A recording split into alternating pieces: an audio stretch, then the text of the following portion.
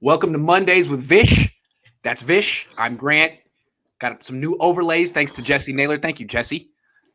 Got a big show. We're going to talk about Christian Watson, Trey Lance, Jimmy Garoppolo, Deebo Samuel, Austin Hooper, all the hits.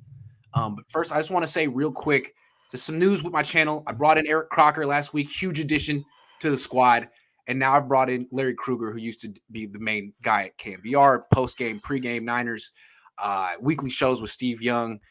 You know who Larry Krueger is, and now he's going to be doing it once a week on Wednesdays, right 3 o'clock drive time out here when he would normally be on at KMBR 95.7. So you can go listen to one of those radio channels and listen to them not talk about the Niners, or you can listen to us talk about Niners for an hour. I think it's going to be quite good. Anyway, I just want to let you know that. Vish, today's all about you, man. How you doing? It's Monday. I'm doing well. Looks like you got some big news, all this stuff in the works. I'm just happy that I was the OG first show of this format. That's right. So, everyone's looking at Vish's career take off like, man, it must work. It does work. And it makes me happy to see people leave those old mediums for this, because this is not only the future, it's the present. So it's validating. Thank you, Larry. Right. And it's exactly what you talked about, right? Because no matter, you're a polarizing guy. I think people on YouTube love you. I think Twitter's kind of split half and half with the 49ers fan base. But I think why people want to watch you is because you give Niners fans what they want. And that is that you talk about the Niners 24/7 and you give new content daily. And, for all the people that dislike you, they really should be thanking you, and the Niners really should love you because you drive engagement for the Niners more than anybody. You're the one that puts the Niners in the news, in the first week of March, in between the combine and whatever. I mean, like the Kittle topic that you ran with, that was buzz for 4 days. Yeah, I mean, to me, this is the only team in the country that matters. It's definitely the only team in the Bay Area that matters. And around here, people talk about, like on radio, they'll talk about college football. No one cares. They'll talk about the Giants. No one cares unless it's like August and they're good. To me, it seems like we need to make the Niner conversation bigger. And something I'm proud of is that we've done that. Me and you, all these people on this channel. And now to add You've done that. It feels like quite validating in that, sooner or later, Steve Young's going to realize, hey, if you want to talk about the Niners, you got to come here. This is the spot to do it. And I'm also glad to see people like Larry take control and become their own bosses. We all, as sports writers, got to come together, cut the middleman out. We don't need those people making money off us anymore. Be your own boss. Anyway, I'm very excited about the direction that sports journalism is going in. Let's talk Deebo, though. I think it's very interesting what the Niners have. We talked about this last week. You said it's going to be a difficult negotiation. So we've talked about this in a sense. This is going to go on for a while. Do you think the Niners will play hardball with Deebo Samuel? And what does hardball mean? I guess that was going to be my first question. It's kind of like what the Steelers did with Le'Veon Bell. Remember, Le'Veon Bell felt he was a transcendent running back and needed to be the highest paid by far. And the Steelers were like, we don't have to do that. We can string you along, franchise tag you. You don't think it's fair? Sorry, we have the leverage. Could the Niners, at least threaten to do something like that? Yeah, 100%. I don't think that means, I'm not saying they won't sign Deebo Samuel, right? This is a different conversation. At the same time, I think they will sign Deebo Samuel, but I also think they'll have a hard line on how far they want the negotiation to go. And that's because we believe the Niners are a smart organization, and any smart organization has a number that they can go to with the player. And if it goes beyond that, then you have to make the tough decision of, parting ways. Again, I don't think this particular situation will end up getting to that because I also think the Niners really want to get this deal done. And I think Deebo Samuel also wants to stay with the 49ers. But I do think that, the Niners are going to play quote unquote hardball because that's the smart thing to do. Like they cannot have any negotiation with any player. Like they didn't have it even with Trent Williams, who was a free agent. It took Kyle Shanahan stepping in the last minute to ensure that he got that extra little bit of money to get him to come back. And so they can't be doing that for anybody. And even after that contract, Trent Williams might have had the single best season for an offensive tackle ever last year. It was that good of a season. And even then they were still drawing that line till the final minute. And so because of that, I think they will play hardball. And I think they should play quote unquote hardball. And I think hardball's connotation at times can be like, oh, the Niners are going to be really stingy or whatever. No, it just means that they're going to set a limit. And if it gets beyond that limit, then they might look at other avenues of making the decision that's best for their team. I guess what hardball, let me try to define hardball better. I feel like from Deebo's perspective, he's thinking he's coming in justified asking for 5 years, 125, essentially. Mm-hmm. So 5 years, 125, or 4 years, 100, whatever it is that he wants.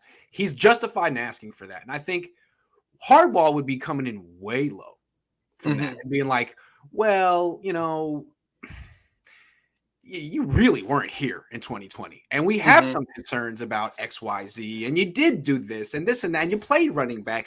You know, we could tag you and just give you 18 million. We don't want to do that. But we gotta meet somewhere in the middle between 25 and 18. You're not going to get 25. I guess would be hardball to say we're not willing to go higher than 21. We might not be willing to go higher than the franchise tag amount. I mean, that would be really hardball.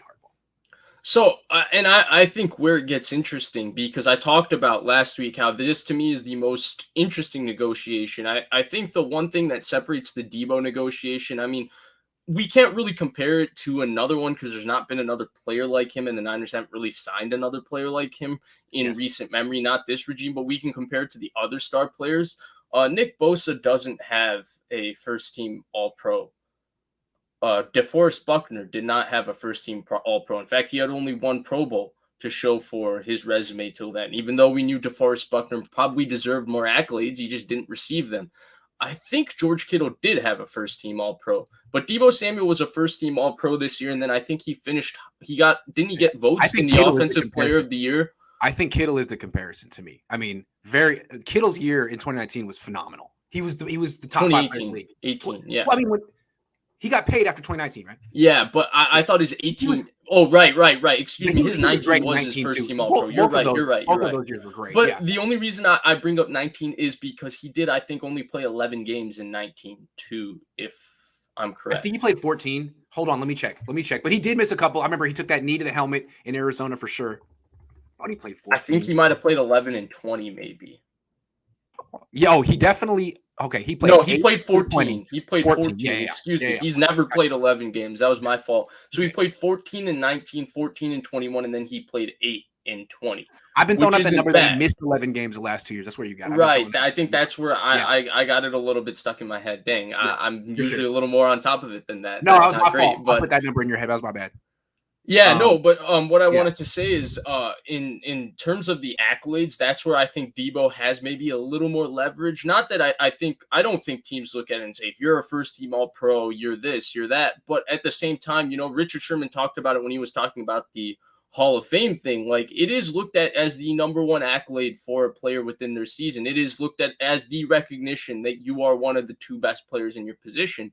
And in Deebo Samuel's case, he did receive that accolade. So therefore, you know, as much as this contract negotiation is going to be tricky because he has an injury history, it's going to be tricky because he doubles up in multiple positions. It's going to be tricky because the Niners have not been able to replace his value. It's going to be tricky because there were people who are really in the know, like Benjamin Albright on Niners Nation podcast, spitting rumors like, I'm not sure if Deebo Samuel will get a second contract with the team at this exact time last year. So it's going to be tricky for all of those reasons. And then you add to the fact that, hey, he does have this level of a season behind him, and he does have this acknowledgement from the rest of the league or the most respected people covering the league that he is one of the best players at his position. He's one of the one or two best players at his position. Okay, so I think here's where things get complicated. I think after last year, the Niners may have felt this is a guy we're not necessarily going to invest in long term. I think that's how they felt last year. I think they questioned his professionalism, his not work ethic, but his conditioning, like his ability to avoid the soft tissue injury. We've talked about this, right? This is old news. This is what we were talking about last year, right? When Albright said this, then we went back to John Lynch and Kyle Shanahan's postseason comments about Deebo Samuel. And while they acknowledged that he was unlucky because of the foot injury, they felt that he needed to do a better job. Right. They said it. So I think what happened was the Niners were kind of feeling like, look, nervous about this guy. We think he's going to be injury prone. If we could just get one good year out of him, maybe we could trade him. And I don't think anyone expected to have a year like this. And so now you got to think like, wow, he really exceeded expectations. He did become the focal point of our offense, took it away from Kittle, Ayuk. It's him. At the same time, did he erase our questions that he created in 2020, having one good year? I mean, obviously the answer is no. So what's possible is maybe the Niners don't want to commit themselves. Maybe they want to go year to year with Deebo. How about that? Maybe they want to go year to year with Deebo the way the Steelers went year to year with Bell. Now, Bell essentially retired for a while. I don't know if maybe Deebo would do that. But I think maybe they would like, you have a contract this year, play on it. We can tag you next year. That's a lot of money. We can tag you the year after that. That's a lot of money. But a 4-year deal, I don't know if the Niners are there yet. I don't know. Maybe they will. I'm sure at the right price they do it. But and where it's interesting, right? And where it's interesting is because last year when Deebo played, it wasn't like there was a big slip in Deebo's play, right? Deebo was terrific last year when he played. He won a couple games for them single-handedly. Like both the Rams games, he won basically single-handedly. Yeah, so he was awesome when he played in 2020. But it was because of it was questions about, his off the field in terms of his body. And I brought up, right, I was listening to a podcast where Brandon Marshall was talking about Deebo Samuel, and he says Deebo works out in his gym. And he says the only thing that's going to, the one thing he said about Deebo was that he's fantastic. He's a freak, one of the best players, all of that. He said once he learns to recover his body, he's going to be unstoppable. But if the question the Niners might have is, well, can you do that? When is he going to learn that? And obviously we're debating things that, are a little trivial. We're trying to piece together a lot of different data points that have occurred over the last year. But if we're going to talk about hardball and whether the Niners are going to have a line on they're going to draw with this negotiation, I think that it would be stupid for us to say they wouldn't. Heck, I think they would have a limit too with Nick Bosa, because last year sets the precedence. They had a limit with Trent Williams that they wanted to hit. It took Trent Williams calling Kyle Shanahan to go over the top. And, right.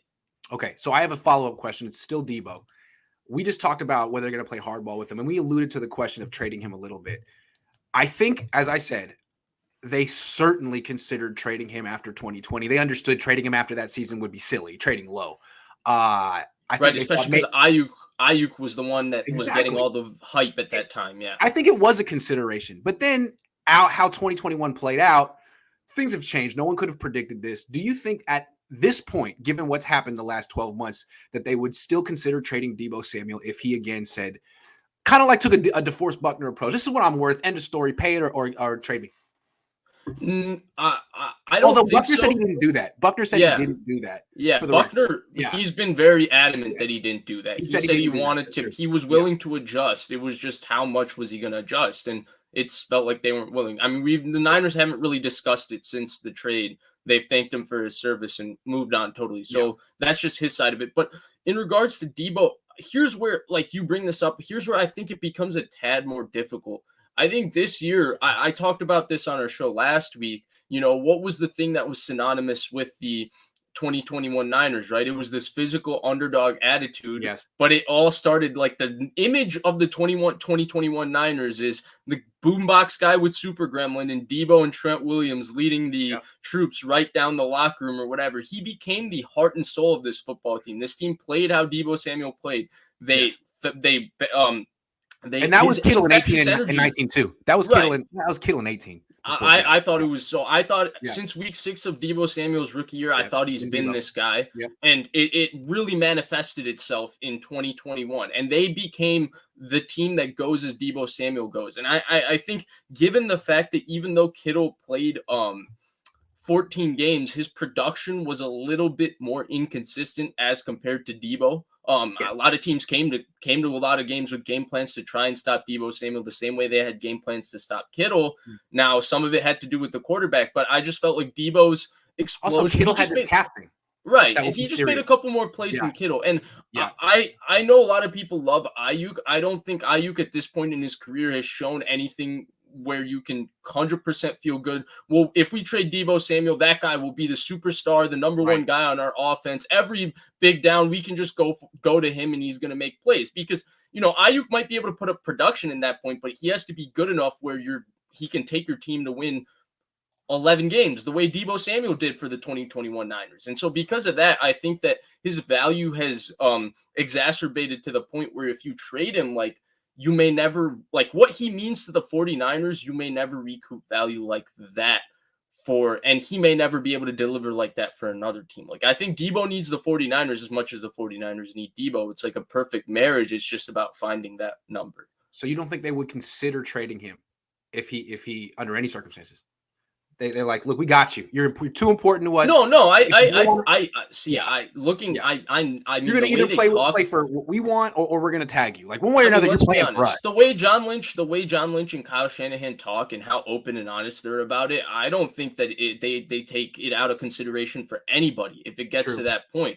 It might not be the smartest thing to do. But at the same time, if we're gonna just say by definition would they consider it, I'm sure that they have talked through every single scenario of this negotiation on how they can put together the best team for 2022.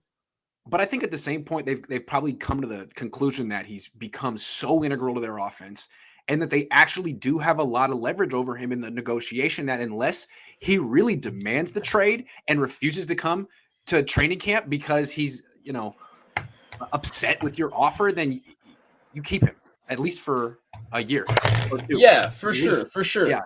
And that's where I talked about it last week, right? Yeah. Both sides have huge leverage here. Deebo has a huge argument on why he should become, a $25-30 million a year player. The Niners also have reasons where you could say, well, they should be nervous and they should get hurt again. Yeah. Because you're so important to our offense. What if you get hurt again? I think what they could say is we could get two players who are cheaper than you combined, who would essentially do what you do. Like they could get, maybe they could trade for Saquon, some overpaid running back, Saquon Barkley, Christian McCaffrey, something like that, and then sign someone like Juju Smith-Schuster and say, now we got two guys. I'm not saying that replicates or is as good as Deebo, but if you're afraid of Deebo getting hurt, now you at least, hedge that bet, and now you have two people instead of one. They can both get hurt, though. I'm just saying. Barkley gets hurt all the time. Again, you're going to the furthest hypothetical right here. In the case that the Deebo negotiation goes south, the Niners. I mean, it's not even the Niners could do this. The Niners would have to be prepared in that scenario too. That's the way to put it. All right, let's move on from the Deebo stuff because it's all hypothetical. This is a report from CBS, not NFL rumors. This is CBS. The Niners are reportedly interested in trading for Austin Hooper. This is interesting for a couple of reasons. One, they were linked to him 2 years ago when he was a free agent and Kittle was a free agent. Hooper got a lot of money, not as much as Kittle, $13 million. Two, Hooper's might get cut because the Browns really didn't use him very much. They also have David Njoku. They just gave him the franchise tag. Hooper might be a free agent target, in which case he might be even cheaper for the 49ers. What do you think of this report? Yeah, I would like it. If the move makes sense, right? Obviously, if they can get him cut and the Niners can just redo his deal, that would be kind of ideal. Mm-hmm. But I don't think his deal is too bad. I think the Niners have been looking for a tight end too for a long time now. I feel like every year they were in the market. Allegedly, they were interested in trying to trade for Evan Ingram. They signed Jordan Reed to try and become that guy. They were interested in Austin Hooper. There's been some mix-up in the reporting. Some say, it was different route away from Kittle. Some say they wanted to pair Kittle with Hooper and go with it. They also do need, some sort of contingency plan, not because Kittle hasn't been on the field, right? We're talking about 14-8 and then 14 games this year. It's just that they need to preserve him too. He can't be playing every snap at the level of how hard he plays. Like they should be able to have some sort of offensive rotation away from him. I think that's what happened last year. That he got hurt week 1, it never fully went away, and they were sort of managing him all year. Yeah. And when they got desperate, they were like, Kittle, we need a big game. He'd come through, and then they would sort of back off for the next few weeks. A little bit. And some of it was the quarterback missing him. Yeah. Some of it was he was getting some dropping the ball sometimes. Right. Yeah. He dropped it. He was getting some coverages rolled his way that wasn't happening. And then some of it was the Niners just running the ball. He was blocking great, and it became all about Deebo and Elijah Mitchell, and he just really lost rhythm. But I only feel the Seahawks threw the ball less than the Niners last year. That's true. Right. Yep. Right. So Yep. there was a lot of variables that goes into this Kittle situation. But in terms of trading for Austin Hooper, I love the idea, right? He's familiar with this offense. He's a solid blocker. He's a really solid receiver. I think he would give the Niners another reliable receiving option. Although I've always felt like Kyle Juszczyk can fulfill this role at times that they need, that they keep looking for in these other receiving tight end type players, because we've seen in small sample size, he's actually a pretty good route runner. He's got really nice hands. Like Kyle Juszczyk is no slouch, but even then, I still would love having an offense with Kittle, Juszczyk, Hooper, Ayuk, Deebo, Juwan Jennings, who's one of the best players on the 49ers, according to Fred Warner. So, hey, man, he said that about Ross Dwelly, too. It's kind of like a backhanded compliment. If he's like, it's like what he says about someone who's not a great athlete. He's one of the best players, though. He's a great football player despite lacking athletic gifts. Yeah. I think that's kind of what he means. Yeah. Maybe. Could be. Yeah, I actually do now remember him saying that about Ross Dwelly now that you bring it up. I was so happy. Funny. I was like, now you can say that about anyone, huh? Okay. All right, here's the thing with Austin Hooper real quick. I like this too. He's missed 9 games in 6 seasons. That's nice. That's one of my things with Kittle. He's actually been durable. He's a year younger than Kittle, and he's a little cheaper with Kittle. I don't see the Niners being able to spend $13 million for one tight end and $16 million for another when they don't even pass the ball. And they have a quarterback who's going to be throwing more to the outside. To me, this is intriguing because I think it's either or. You have one or the other. And I don't know about cutting Austin Hooper. Look, I'm not a cap guy, but I'm looking here. They don't really have much savings if they cut him. He's more like the Kittle thing. It would have to be like kind of a post-June 1 designation thing for it to make any sense for the Browns. So if the Niners want to trade, if the Niners have been agreeing with me about this trade Kittle thing, and I don't know, maybe they do. Maybe this is he would be a great replacement. Great replacement. Great replacement. I'm just saying, probably the best replacement available. Austin Hooper. Best probably available. But Austin Hooper, he had a really strong season his final year in Atlanta. I mean, granted, the Cleveland tight end room is crowded because I still really am a fan of Harrison Bryant. He doesn't really get the opportunities, but he was very good coming out of Florida Atlantic, Florida Atlantic, I thought. I think he was someone a Mackey Award winner, right? My bad. He's a hell of a player. He's been okay for them. And Njoku's obviously got a ton of talent, and then Hooper's pretty good, but I know that you really like this idea, and I understand why it makes sense. But for me, if we're talking about what's the best way for the 49ers to be a Super Bowl team in 2022 around Trey Lance, whether you're, George Kittle could get banged up, he could have this injury, all of those things, I understand them, but I just don't see it. I see that it being a better opportunity with George Kittle on the field rather than with him off the field. I love the idea of George Kittle on the field. My fear is that that's not going to be happening as much anymore. So I don't know. I can't predict the future on that. But again, what's intriguing about this report to me is that I think he's too expensive to pair with Kittle. I could be wrong. I really don't do math very well, but I don't see them cutting him for the same reason. Well, there's cap gymnastics that they could do, right? But like you said, just based on the raw numbers, I think you said what's Kittle's cap hit this year? 16. It's 16. 16, and then 16 plus, and this guy's like 13.25. I mean, that's a lot. It's a lot for a team that doesn't grow. And it's generally a lot for the tight end position in general. I mean, damn. So why I think this is intriguing is like, if I were Kittle's agent, I'd be calling up John like, hey, yo, what? What is this about? Tell me it's not true. Anyway. You still talk to Kittle's agent? Not in a minute. Merkin says, would you trade Deebo and draft Watkins? That is such an interesting question. Now, I don't think I would, but let's talk about how the Niners could reunite Christian Watson. Which Watkins is he talking about? Is he talking about, did he say Watkins? Let's say his name is Watson. I'm going to pretend your name talking about Watson because we need to talk about what. It seems to me that the number one draft eligible player on the Niner fans' radar is Christian Watson from North Dakota State. Would you agree? Yeah, but I think it's for a reason that makes a lot of my friends who, follow me on Twitter because they've known me for a minute text me like, man, because of you, I see all these stupid football takes and Niners Twitter is all over my Twitter stream and all of that. Well, explain this to people who are new to the party. Well, yeah, the reason is the Joe Burrow, Jamar Chase. That would be Trey Lance and Christian Watson. Well, Jamar Chase was looked at not by me. I was wrong about that. Sadly, I'll take my L on that. But Jamar Chase was looked at as one of the best receiver prospects we have ever seen coming out of college. Joe Burrow was looked at as one of the better quarterback prospects we've seen. Probably the best one since Andrew Luck, honestly. He was looked at that way. They were both graded very highly by NFL Network, Yes. NFL.com coming out. Both of them, yeah. Yes. Christian And then Watson is so not. this is not the exact No. comparison. My thoughts on Christian Watson, I have not watched anybody in college really so far. I was supposed to start that like a week ago. I didn't want to do it, so I haven't done it. So I have not watched Christian Watson's 2021 season. I watched a lot of Christian Watson in 2019 because I watched every game and every throw Trey Lance made in college. And I remember talking about Christian Watson last year when we were talking about the draft process. And, some people were saying, well, Trey Lance didn't have the greatest weapons. And I was like, well, I don't know who number one is. But number one is a freak. Number one's making play after play. Number one's fantastic. And I remember specifically, I was talking about Josh Allen versus Trey Lance, or that comparison on Eric Crocker's show. And I remember saying that I don't know who he is, but he's the Devontae Smith of the FCS, because that was right after Devontae Smith had the greatest college season ever, won the Heisman. A little bit of hyperbole, but my point was that number one was a dominant football player in the FCS. And then you fast forward, he gets a lot of buzz in the Senior Bowl. Croc was saying back then already in 2020 that people were saying Christian Watson runs 4.3, 4.25 all day.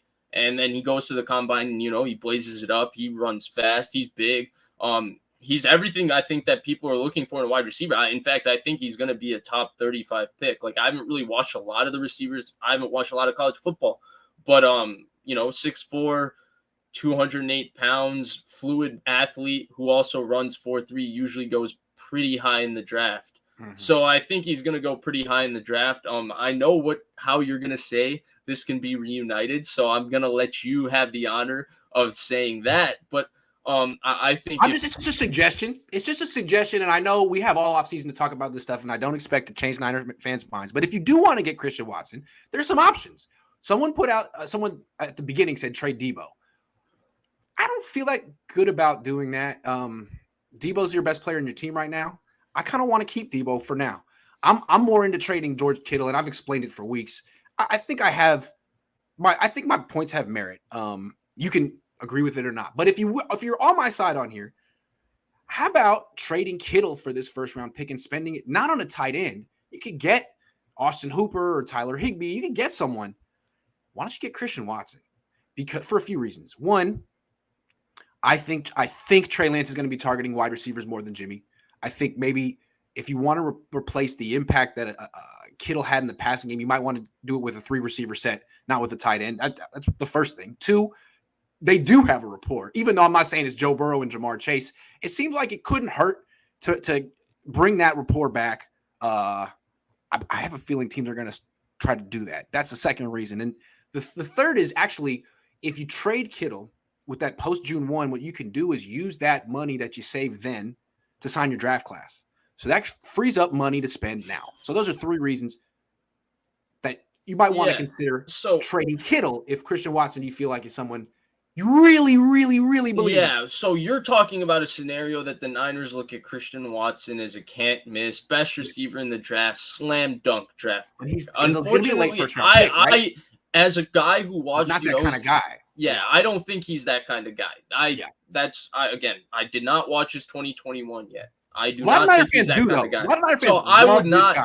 So I would not do any touch George Kittle at all to get him. But let's say they do. I think it would be a bad move. In fact, I think it would really hurt them in the run game, because let's say he does, and he's good enough where they got to get him on the field. So they got to be 11 personnel offense.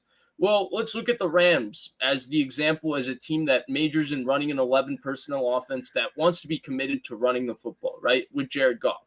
What makes the Rams, special, able to run the football? Well, Robert Woods and Cooper Kupp are two of the best blocking receivers in the NFL. And it's not just, like Juwan Jennings or Allen Lazard being able to block the guy in front of them. It's being able to make a lot of the blocks Kyle Juszczyk makes as the lead blocker, where you have to make the correct decision and, have good pad level, have good leverage. And especially an outside guy. That tight end is the lead blocker, essentially. So that's one thing that worries me, because George Kittle's blocking is A+, A++, A triple plus. It is when healthy. But what I'm saying is, I think what's really going to help the run game isn't necessarily their tight end blocking anymore. It's going to be the 11-on-11 football. And I don't think they're going to be doing as much outside zone anymore with Trey Lance. I think that's why they drafted Aaron Banks and Trey Sermon. It didn't come to fruition this year, but when you're playing 11 on 11 football with the quarterback involved, it's not really attacking that outside zone as much. I'm sure they still do it. I mean, I think they're going to, the Shanahan offense majors in attacking the bubble, attacking outside. They want to win the perimeter. I think they still will. I'm sure they still will, but it's not. They're not going to have the best blocking tight end in football anymore. Because even with that guy last year, 16th in yards per carry. Even with that guy last year, but you think the quarterback will make a difference? You think the quarterback's going to make a difference? And then the other thing is, if you're going to run an 11 personnel offense, what is this? I mean, we have to talk about the quarterback a little bit, right? If you're going to give him Christian Watson, I'm not saying an 11 on 11 offense. I'm saying Deebo's going to play a lot of running back. You'll have Ayuk and Christian Watson and Austin Hooper out there. I mean, you could still do 21 personnel with this team. I guess. Okay. But still, I think that it does become a point of I still don't think this is going to be a pass-heavy football team next year. Trey Lance was not that in college. He was not really asked to throw a lot in the drop-back pass game. He averaged 17 throws a game his one season starting in the FCS. He had games where he was 7 for 10 for 150 yards and 2 touchdowns. I mean, that's just a vague stat line, but it was something like that. He had 11 for 14, 125 yards, a touchdown. That was a 3 quarters for Trey Lance. They were blowing him out. He didn't play the 4th quarter, but they were running on 3rd and 8. It was not an offense that, just Trey Lance, like, Patrick Mahomes at Texas Tech throws 68 times a game. So no. If you add another, like when we're talking about the receiving value, there might still not be that many pass attempts and pass targets to go about, where having the best tight end who blocks in the game makes a big difference, especially if you're trying to win a Super Bowl. If you told me that Kittle would play, if you told me Kittle would be relatively injury-free the next 2-3 years, I wouldn't want to trade him. I'm not saying he's not good anymore. He's great, but I don't know about that. So I'm saying if you've come to the dark side and you haven't, you are adamant in life. If you come to the dark side and you feel like, you know what, I think it makes a lot of sense to trade Kittle, then you're at the what would you want for him? And I think Christian Watson is among the top of your. This feels just like last offseason for me when you started the don't pay Trent Williams, and then I'd come on here and you'd be like Riley Reef, Alejandro Villanueva, and people in the comment section would just be yelling at you, and you'd be steadfast and I'd be steadfast, and then I'm gonna just have to go with I just look. For me, and I'm a fan, right? You're not a fan, so you don't have the passion I do about this. Hold on, don't tell me I was wrong about Trent Williams just yet, because I'm not saying you were wrong. I'm just saying the situation his contract in either this year or next. You know what I'm saying? Like he's going to start next year. He's going to get $26 million a year. So let's see how that goes when he's making. I'm not saying you were wrong. Yeah. I brought up that example as something where Niners fans are just getting really angry, and the two of us are on the opposite sides of it. But what I will say is, like, I'm emotional about this, right? I'm a fan. You don't have that emotion, and where that emotion comes to play is that I'm not interested, in 2025 anymore. Fair. I think the Niners have created a window to win the Super Bowl now. We're already 3 years into this window, and there's not a Super Bowl title. And here comes Trey Lance, and Trent Williams is going to turn 34, and Kyle Juszczyk is going to be a little bit older, and Kittle is nearing 30, and Deebo Samuel is about to get a second contract, and Nick Bosa is about to get a second contract, and Fred Warner already got paid. And, by 2026, we might not have this core, and, you might have a lot more assets, but there's no way of assembling the same exact core. I'm saying in 2022, what's the best way the Niners are going to win a Super Bowl? And that best way to me, no matter what, unless you're getting another Hall of Fame level player, because whether Kittle makes the Hall of Fame or not, he has played like a Hall of Fame level player for 4 or 5 years in his career so far. Unless you're getting that as replacement, to me, there's just no feasible thing that makes sense about trading George Kittle. Because he's gonna get hurt again, Vish. He's gonna get hurt again. His lower body's breaking down. He's $16 million a year. I hate to say that, but dude, the pattern. I'm just saying he's gonna get hurt again. The odds of him getting hurt again are higher than the odds of him not getting hurt again, and that's what scares me so much. I know you can't say that because you're fans and stuff, but dude, sorry, 29. Look at his legs. They're bird legs. I'm gonna call him the Birdman from now on. His name is the Birdman. The Birdman. Birdman. You think you could beat him in a 40 with those legs? No, I'm old as hell now. I'm hella slow. Raven says unpopular opinion, but good option. Trade Deebo for some very good compensation and conserve money. Trade Jimmy Garoppolo and build weapons for Lance via free agency and draft. The thing about trading Deebo is, what would he be worth right now? I think it'd be quite a lot. Yeah, I think he would be worth a lot, but then Quite a lot. But again, it goes back to this idea of, don't you want to win now with the guy? And so if you're going to trade Deebo, then that better mean because it's going to be that you're going to cut the $27 million check for Devontae Adams. Yeah, I would think so. Again, yeah, right. Yeah, you have to trade him for a proven commodity. Another, and you're trading him because you're basically betting against him, replicating the season, staying healthy, that kind of stuff. And look at it this way: the things that people are suggesting, this is what the Rams have been feasting on to create a Super Bowl victory, right? Oh, you want to trade Jalen Ramsey because you think you can do more with those 2 picks and get a cheaper guy at corner? Cool. We'll get the best corner in the NFL and, win a Super Bowl with him. Oh, you want to, trade who else? Marcus Peters because he's a malcontent. You don't want to pay him. Okay, we'll take Marcus Peters. Like the Rams, like trading Deebo, but and they're not investing in guys like D Ford, like the Niners. Right. I'm trying to avoid the next D Ford situation here. Vish. Right, but my point more or less is that if you're going to trade one of your star players, do not get picks back. I feel that. You better get something. I feel that. Unless you guys want to sell us on Christian Watson, because I know people love him. David says, okay, Christian Watson ran a 4.28, not a 4.3. Just YouTube it. Video and at the combine, actual video with commentators. That is very fast. Can I say one thing that I like? I've just started watching Christian Watson. I know people, they say, like, I read his they're not really very nice up to him on his NFL scouting report, but what they say is he's not the greatest route runner. Okay, well, what I did notice for a 6'5" dude who runs a 4.28, he's really good after the catch. He's really fluid. He actually carried the ball, averaged like 8 yards a carry in college, and returned kicks. So I think he's probably going to be pretty good. I thought it was 4.36 official, by the way. Officially, they have a 4.36 on NFL Network, but unofficially had 4.28. I like him just from what I've seen. A big guy that moves that well with the ball in his hand is probably going to be pretty good. I think the route running, especially because for a big guy, he's really, really fluid.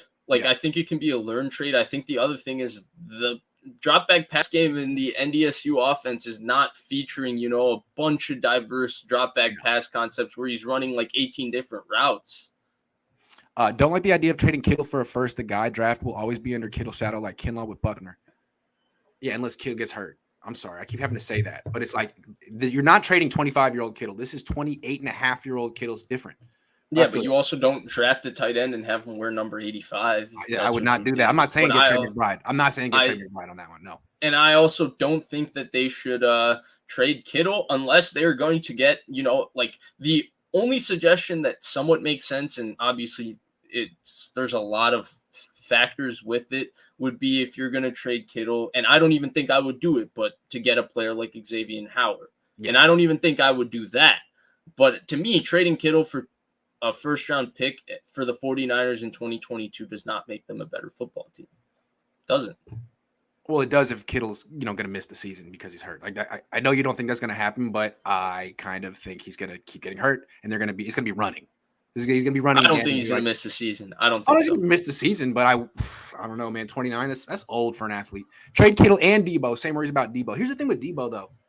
I don't feel like his body's breaking down. Like Kittle, I'm like, I don't know, man. With Deebo, I'm like, yeah, you're probably going to pull your hamstring again, but I think he should have another 2 or 3 years. Although I guess we thought that with Kittle too. I don't know, man. Deebo's an enigma. I feel like the Niners are in a tough spot here, especially since you're going to be playing at running back if you keep him. I say they go year to year with Deebo. I don't think you can get rid of him. I wouldn't trade him. Yeah, but what are you going to do? Just keep getting good players, not wanting to pay them because you're scared about athletes in the NFL getting injured and then not paying them? Like at the end of the day, the Niners, look, the D Ford situation was not the best, but I also think that, that was a poor decision.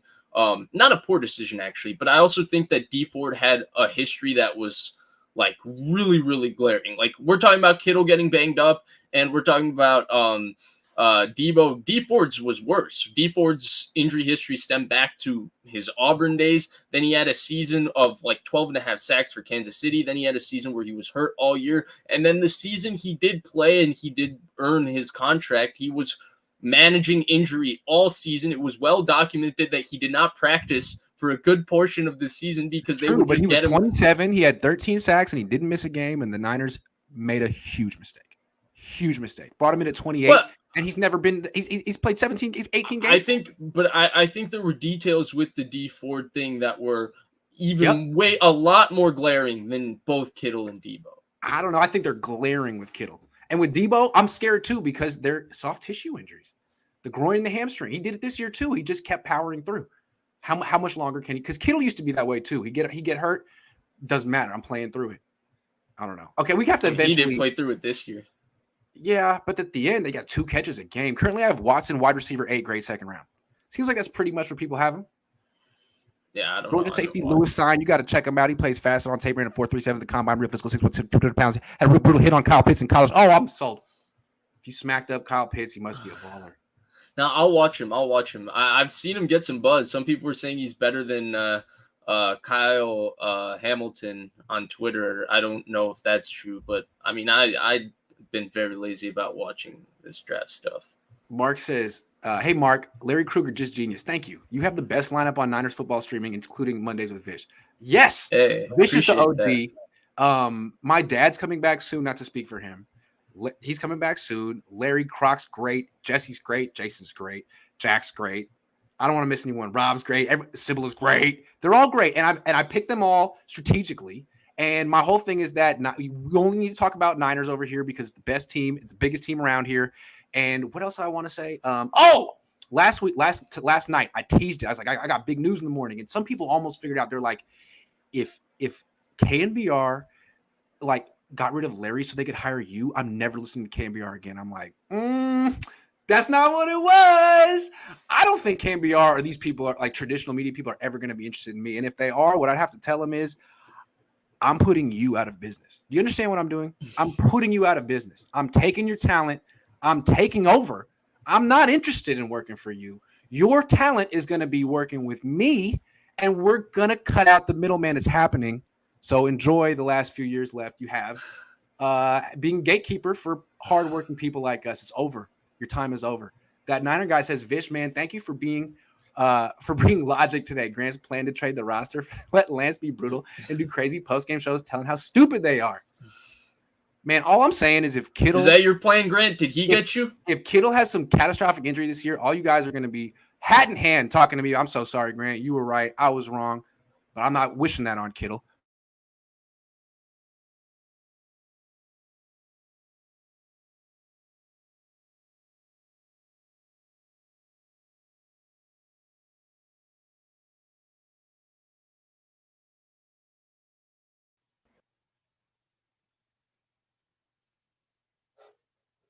I'm here. Am I still here? What happened? I think I'm still here. Yo, what happened? I thought you lost connection. I think it was me, but I'm good. We're good. Okay, if they got a second tight end, they could split Kittle out and have Deebo in the slot at running back. There would be mismatches on both Kittle, Juice, Deebo, because the defense would have to stay in base. Oh, yeah, this absolutely. Yeah.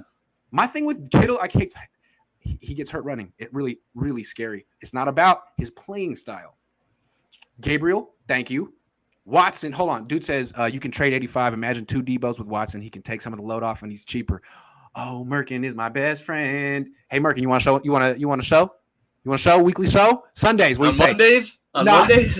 I did that to Rob last week. Leo says trading Kittle for another 10 sack per season D end opposite of Bosa or number 1 corner opposite Mosley would impact team success more so than having Kittle based on Trey's passing tendency so far. I agree with Leo.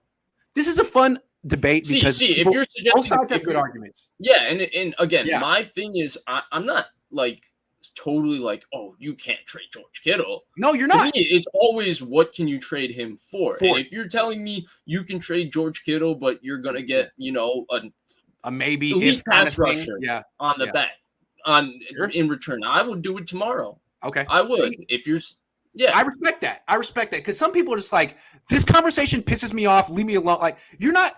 That to me is a real fan. I don't even want to talk about it. You're like, hey, I'll listen. It doesn't seem to make sense to me. But if you tweaked it like this, if you had this condition, I could see it. That's fair. That's a fair discussion.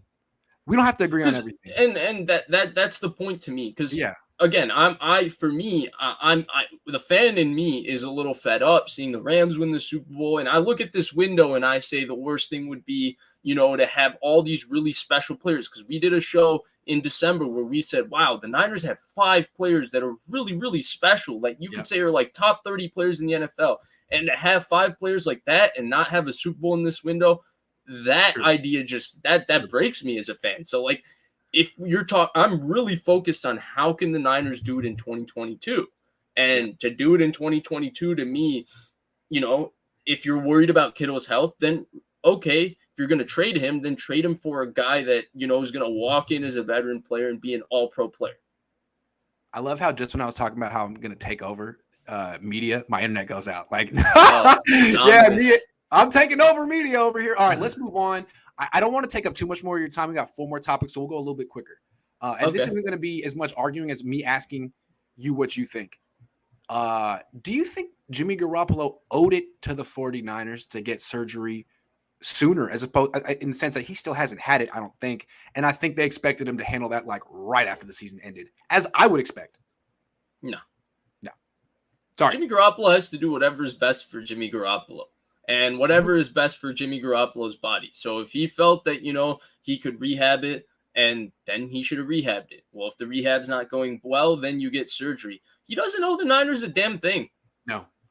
You think he's thinking like, oh man, I gotta figure out whether I want to have surgery as soon as possible because I really want the Niners to get the best pick possible. Right. It really means something. I want him to get that second round pick. Who cares? Who gives a damn? What he's thinking is, I gotta be healthy, and I gotta get myself to the best situation possible. And also, he didn't think this up. This is a Don Yee production. If the Niners are over there being like, this is so out of character for Jimmy Garoppolo, it's Don Yee. It's what his job.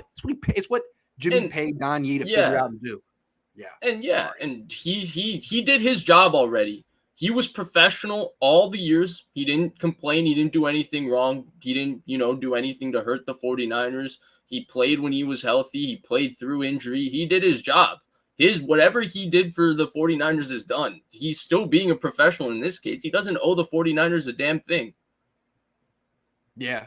I think it's interesting. I think a lot of Niner fans, what they loved about Jimmy was the myth of how he was a bigger team guy than other quarterbacks, or he was more down to earth, or he wouldn't do something. That's like, that was a myth. You didn't really know Jimmy. And now you're really realizing that he's just a normal guy with a normal agent who's actually really smart. And I think doing what's best fans are like, hey, yo, screw Jimmy. Like, nah, not really. I think if you were in his situation and you had Don Yee and he approached you with that solution, you'd be like, Don, I want to kiss you. Thank you so much. I love you. I never would have figured this out in a million years. That's why you're paying him what you're paying him for. And the Niners have been throughout the Jimmy Garoppolo situation by the entire time he was the quarterback of the 49ers. They've been trying to do what's best by the Niners, hence why they considered upgrading him with every single available quarterback in the last 2 years. So I don't think there's a lot to this situation besides the fact that what Garoppolo did is right by Garoppolo and whatever he felt was best for him. And I don't think anybody should have a problem with that. That's, his right. And that's what he should be doing. And the Niners could feel salty about that. Sure. But they also have to understand that he made a professional decision for himself. I would think that Jimmy and his agent would feel that, like, if the Niners wanted to do right by Jimmy Garoppolo, they would have just cut him loose last year. Mm-hmm. Not make him go through that whole charade of starting so they can pump up his trade value and give Trey Lance a little more time. Like, you're out, but you're not out. We're replacing you, but we need one more season from you. I mean, it's kind of embarrassing. They did it without complaining. And then at the very end, they made it worth their while in a way that's going to surprise the Niners. He did not do what Sam Bradford did when the Eagles drafted Carson Wentz, and that's throw a tantrum, not show up, want out, and then get traded for a first-round pick. He came in and did his job. By all means, him and Trey Lance were friends. He didn't take the team. He was part of a team that went to the NFC Championship game. He played injured. So he did everything that was asked of him to do. He has no obligation to do anything else for the 49ers. And, the 49ers also, in the same way, do not have any obligation to send him where he wants or, do right by him in terms of business. It's just both parties making, smart professional moves that are in the best interest of themselves, as they should be doing. The thing that's interesting about Don Yee is I don't think he really has a big clientele base. I think he has Brady, Jimmy, like Sean Payton, a few people. Is he Schefter's agent? Might be. I'm not sure, but he has a very few people that he's judiciously picks, and I think he gives them some serious attention. I think he's got a very good business model. Anyway, I'm impressed. Of course, Jimmy Garoppolo didn't know him anything. If the Niners thought that he did, man, they're a little detached from reality. They probably need to reconsider. I don't think they did either. I think that them doing that is just their side of it. Just, that's how teams do it. Always in these situations, they feel salty. They say, oh, we expected it. Because all they're trying to do is, make the 5 fans who are really upset about Garoppolo being traded because he's their, he's the guy that, they got a fat head on the wall with his jersey, whatever, right all of that. They're trying to say, see, Garoppolo's the bad guy. We were great to Garoppolo. It's just playing the optics and playing the camera game and all of that. I don't think any of it. It's not our fault that we couldn't get a 3rd-round pick or a 2nd-round pick for Jimmy. It's Jimmy's fault. He didn't get surgery. He coming. And then the 5 fans that are really, really mad say, "Oh, Jimmy was a bad apple. See, he wasn't all about the team. Go Trey. I want Trey." There you go. Finally, it gets the fans to stop loving him. Hold on, there's a couple more. We got Leo says common ground. That's what I like to find out, because I feel like one of the things I don't like about radio and television is it's contrived sports discussions where neither person listens to each other. It's about which person yells the most and gets more outraged about sports. It's like, who cares sports? And what I like about my show is we always have more of like a collegial tone. We listen to each other and actually look for ways to agree or find some common ground when we don't agree. And that's our brand. It's how we do things. Anyway, Jimmy says, dang it, Grant, I'm 3 weeks behind on the vids. That's on you, bro. The train don't stop. That's on you. New special teams coach, Brian Schneider. Who's that? Let's check it out. Man, I love how news breaks when we're on the thing. Brian Schneider. Baseball coach. He spent 12 years as an NFL coordinator, but stepped away from the team in the past 2 seasons for what was cited as personal reasons. Nick Sorensen, also added SF staff, took over for him in Jacksonville. A source who worked with Schneider this is all from Matt Barrows in the past, described him as highly intelligent and someone who had potential to become a head coach. Obviously, the Niners believe Schneider is beyond the issues that caused him to step away in previous seasons. I'm not going to speculate on what made him step away. He's the old Seattle special teams coach. He was with Pete Carroll from USC. I think he was there for 10 years. Right. What they say is interesting. He has potential to be a head coach. Kyle is filling his coaching staff with people that he sees as potential to be head coaches. And I think that's admirable because I think he can definitely spot them. But, and I guess this guy has experience as a special team. I mean, which special team is he really going to get hired? I feel like Dave Tobe has had a potential to be the head coach over in Kansas City for 10 years. Yeah, it was Joe Judge, John Harbaugh, John Harbaugh who didn't fail, but it doesn't happen all the time. So Brian Schneider. Okay, tell me what you know. He was in Seattle for a long time, and let's go to Wikipedia real quick. Brian Schneider. He played baseball. No, that's a baseball player. Brian Schneider, American football. Here we go. There's 2 Brian Schneiders. Yeah. Okay, so he was with the Raiders, 07-08 special teams coordinator. Then he went to USC 09, 1 year. Seahawks for 11 years. Stepped away. Was with Jacksonville last. No, he didn't even step. I guess he was with Jacksonville last year as their special team. I guess he's stepped away. Anyway, I will learn a little bit about Brian Schneider and get back to you. But at least he's experienced. How about that? They hired an experienced coach. They don't do that on offense. Yeah. What? I'm trying to see what their Seahawks special teams rankings were. I was always under the impression that they had good special teams there. No? Yeah, I mean, they maybe he was the one who drafted the punter that they have, the Aussie punter that inspired Mish Wisnowski. Hauschka was a good kicker for a minute. John Ryan used to be a pretty decent punter. His punts used to always go a million irons in the air. I mean, Percy Harvin was decent returner for a minute. Golden Tate returned for a little bit. Lockett. He kind of values returning as opposed to Hightower or Kyle, who just doesn't want to fumble. Yeah, I mean, I think that's more of a Kyle thing because, right, he doesn't want to invest in just pure special teams players. Like, he doesn't want to have a guy who's just a designated returner. That guy has to have a role, in his opinion, on Well, offense and defense. He I doesn't like want to that Kyle invest in got a a guy with some designated punter. experience. I like that. I mean, I just feel like all of his hires on offense this year have been young guys. So it's interesting. They got to have some experience somewhere. Good hire. Cool. He has Good a track hire? record. Good hire. I like it. He has a track record. He said, nice. I mean, I don't know why he had, I guess he stepped, we'll have to find out what happened there. But if he's got his life together, that's good. All right, let's move on. I have some, He maybe found out Urban Meyer. He didn't want to work with Urban Meyer. if Jimmy's waiting for surgery, he's forcing the Niners to release him because he will not be paid $25 million as a backup when Trey gets all the reps.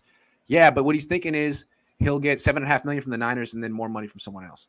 Yeah, and I also don't think that, he is getting like a shoulder surgery, but I don't think it's, like a very, very like Like his rotator like cuff or Drew anything like Brees' that. No. surgery. I think it'll be very easy to transfer the medicals to the new team and for them to be able to go through that rehab process with him. I think it just, adds a detail. Well, you're going to give us, we want a second round pick for Jimmy Garoppolo. We'll give you a third because we have to rehab him and wait till, June to get him to play for us. You'll miss OTAs. I want to do a segment that Jesse and I like to do. It's kind of like predictions, and we'll come back. So it's not just me and Jesse, but I want to do some predictions, and I'm going to start with you. You go first, and then I'll chime in after. Who will lead the 49ers in rushing yards in 2022? And the little caveat here, it's been a different one all 5 years. Kyle Shanahan's been here. A different one all 5 years, and no one has reached 1,000 yards yet. Deebo Samuel. Oh, I was going to say that. I was going to say that. We did not talk about. I was going to say that. Damn. Ooh, I was going to say that. I was going to say that too. You say why? I agree. I think that this season, especially, I think it's the offense is. I think it's going to be the most Deebo-centric offense that we've ever seen. I agree. I mean, every year it's been like it was Carlos Hyde, then Matt Breida. Next year, Breida is the leading rusher, and the number 2 guy was Mostert. Then it's Mostert's leading rusher. His number 2 guy was who was it? Jeff Wilson Jr. Then he's Deebo was better than Elijah Mitchell. The fact that they used Mitchell more than Deebo was understandable. Because he's a receiver too, yeah. Understandable, but I just looked it up. Deebo's lifetime yards per carry from freaking the shotgun is like 7.3. I don't know why I lost it. You pair that with Trey Lance, it's going to be dirty. It's going to be really, really dirty. I think Deebo Samuel's going to get 8. I mean, he might do a Roger Craig and do 1,000. He might do it. I think he's got a chance. I think he's going to do it. This occurred to me. He might be the next Roger Craig. His rushing style is very Roger Craig-esque. His receiving style is very Jerry Rice-esque. Hell of a player. I think Deebo. I agree with you. Damn. That's exciting. It's going to be fun. Okay, next question. Who's going to lead the Niners in receiving yards in 2022? You ready for this one? I'm going to say this just for you. George Kittle. Oh, my God. I can't. I'm muting you. You're docked 800 points, and you're muted for the next 2 minutes. Okay, you make the case. Make the case. No, I really do think it's going to be George Kittle. I think that with Trey Lance, what's going to be unlocked is the bootleg game of this offense. Mm-hmm. And the bootleg game means George Kittle heavy, especially getting the ball to George Kittle out in the flat. I still believe he's that guy after the catch. I think George Kittle has the ability to win out one-on-one outside, also versus linebackers and other stuff. I think there's more diverse things you can do in the pass game, knowing that you can throw the ball a little more down the field. I thought George Kittle was fantastic in the red zone, specifically inside of the end zone last year, which was maybe the biggest improvement he's made because he's not been good or received targets inside the end zone in his career with the 49ers. I think he had a total of like 10 targets inside the end zone. Before the 2020 season, I forgot the number, but it went up. He caught I think 4 touchdowns inside the end zone this year. So because of that 10 targets, I charted it last year and I just misplaced the number. I think it was 10 targets, but in 2021 they were with 7 red zone touchdowns. He came into the season with 7. Yeah, but I'm talking about actually throwing the ball to George Kittle inside the end zone. Yeah, like there were only called the end zone. Yeah. There were only 10 targets, I think, if I remember correctly. I charted the number. It was a low number. It was less than 15. Inside the end zone, between his first 4 years in the NFL. Last year, I think he caught 4 touchdowns itself inside the end zone, which is how many I think he had prior to this. So because of that, I think George Kittle is going to look good. Trey Lance, I thought the best throw he's made in his career, other than the low and outside throw to Ayuk on 3rd and 2, was the bullet that George Kittle one-handed versus the Texans that he put over the linebacker into the seam. I thought that was an absolute rocket. I thought that was a great throw. I think George Kittle is going to come on. Can I say the correct answer now? George Kittle. It's going to be Deebo, man. And you're a Deebo guy. It's going to be Deebo. What's cool about No, I would have said Deebo, be Deebo, but because of the discussion the last 2 weeks, I'm going to say George Kittle. I think it's going to be Deebo. Look, I was looking in Niners history as a player ever led the team in rushing and receiving the same year. Yes, Roger Craig, 1985. That was Jerry Rice's rookie year. Obviously, Jerry Rice led the Niners in rushing every year after that. I mean, receiving. But I think this is a year where Deebo gets 90 catches, 100 catches, 1,000 yards, and gets about 130 carries, about 1,000 yards.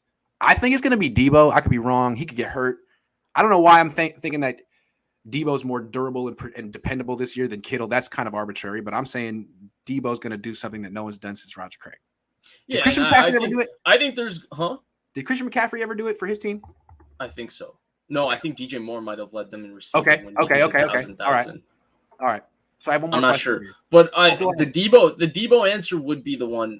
Obviously, I think I would have said too. I think a lot of people would go Ayuk, but I don't think Ayuk will get that type of target share. I just look at it. I think Deebo is going to be the guy for this offense. I think they're going to throw to him. And I think when you talk about unlocking, there's an element of Deebo's game too, because this is a freaky athlete that can win down the field. And there's going to be an element of that too that I think is going to be unlocked because they can take shots to him. To me, Deebo is better in contested catch situations as opposed to Ayuk. At least this was my feeling when I watched them both coming out of college. I thought Deebo was much stronger at the catch point and won more with strength at the catch point as opposed to Ayuk.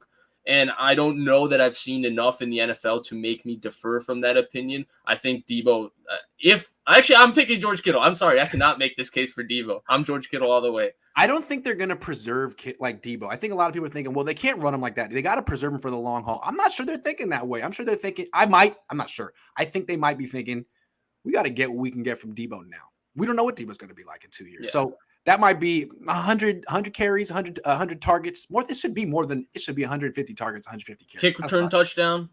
Huh? Yeah, please. Don't be shy. All right, final question. I know what you're going to say, but I'm going to ask it anyway. Who will have more receiving yards in 2022 and why? George Kittle or Brandon Ayuk? I mean, I'm just going to have to stay with the brand. I'm going to go with George Kittle. All right, well, I'll make the argument first and then you counter. I think it's going to be Brandon Ayuk. And I think for a few reasons. One, I think he's going to play more games than Kittle. That's a big one. Two, he's in the contract year. There's always been one guy who's real motivated. I think it's going to be him. And three, I think the transition from Jimmy to Lance is going to be big. I think you're going to see less passes to tight ends and more passes outside the numbers going to benefit Ayuk. That's why I'm going with Ayuk here. I think you're going to see all those things. I also think the way especially teams defended the 49ers the last 8 weeks of the season, the way, Ayuk was getting so many one-on-ones on the backside to just run slants and digs. I think you're going to see him have opportunities, though. I do think that if you really watched the Niners offense last year, there was a clear distinction on the way they ran plays on who number one and number two on this offense were and where Ayuk stood. At least I would say he was even fourth because Elijah Mitchell, it felt like they featured him more on plays just because of the run game element of it. So because of that, but honestly, I could see it, right? Ayuk had a really strong finish to the season. He looked really good, but I'm just going to have to stay with the brand and go with George Kittle because I still think he's the best tight end in the NFL, and he had some mammoth receiving games for a stretch of 4 games last year that was really, really special. I think Trey Lance, the bootleg game, the added element of quarterback movement within the pocket. Owen Daniels had success with Kyle Shanahan. Chris Cooley had success with Kyle Shanahan. Fred Davis had success with Kyle Shanahan. Austin Hooper had success with Kyle Shanahan. George Kittle has had success with Kyle Shanahan. I think George Kittle is going to have a historic season next year. You know what? I'm taking it all the way to hyperbole. I hope he does. I hope he stays healthy and does it. You see Mark Andrews just broke the tight end record? Kittle. Get it. Kittle's breaking it. I can't get over this one thing though. From Lance's start against Houston, just one game, but he had Ayuk, Samuel, Jennings, Mitchell, Juszczyk, Kittle. I mean, he had the whole smorgasbord. And what he did in that game was 6 targets for Ayuk, 4 catches, 94 yards. 6 targets for Samuel, 3 catches, 63 yards. And then Jennings, Mitchell, Juszczyk, Kittle, Sherfield each got 2 targets. That's interesting to me. It's just one game though. But the way the Texans came into that game trying to take away George Kittle too. True. All right. Well, we'll revisit this at the appropriate time, and I'm sure I'll get most of them wrong, but it's just fun to discuss now. I mean, I'm sure if we do this exact predictions by, training camp, we'll both have different answers. That's a good point. I'll forget what I said, and I'll have a different answer. I'm right now just for the brand, just picking Kittle. I find it funny to, troll you a little bit. I appreciate it. Good fun.